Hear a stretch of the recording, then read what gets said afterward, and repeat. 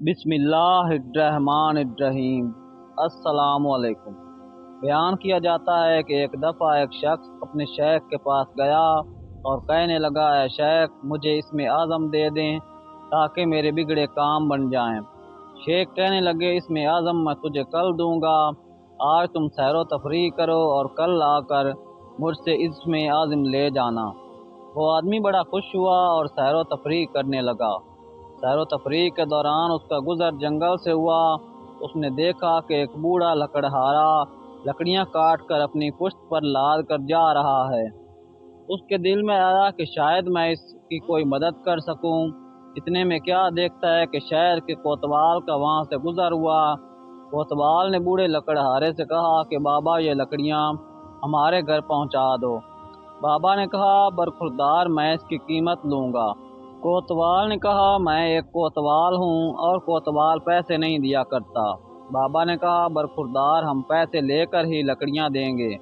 کوتوال نے لکڑیاں اس بوڑھے لکڑہارے سے چھین لیں، اس کو سزا دی اور بابا خاموش دیکھتا رہا۔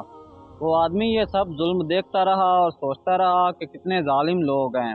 وہ اپنے شیخ کے پاس گیا۔ شیخ نے اس سے کہا کہ اے شخص تم نے کیا دیکھا؟ صبح تجھے اسم اعظم بھی دینا ہے۔ وہ شخص کہنے لگا، اے شیخ میں نے ایک عجیب و غریب واقعہ دیکھا۔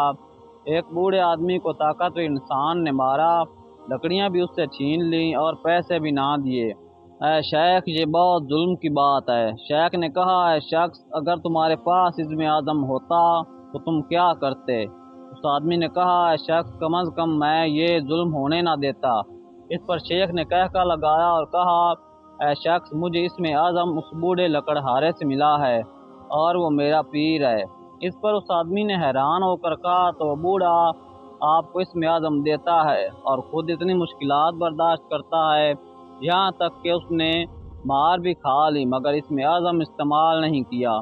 اس پر شیخ نے کہا، اے شخص تمہارے پاس اگر اسم اعظم ہو تو تم شام سے پہلے اسم اعظم کا چراغ گل کر دو گے۔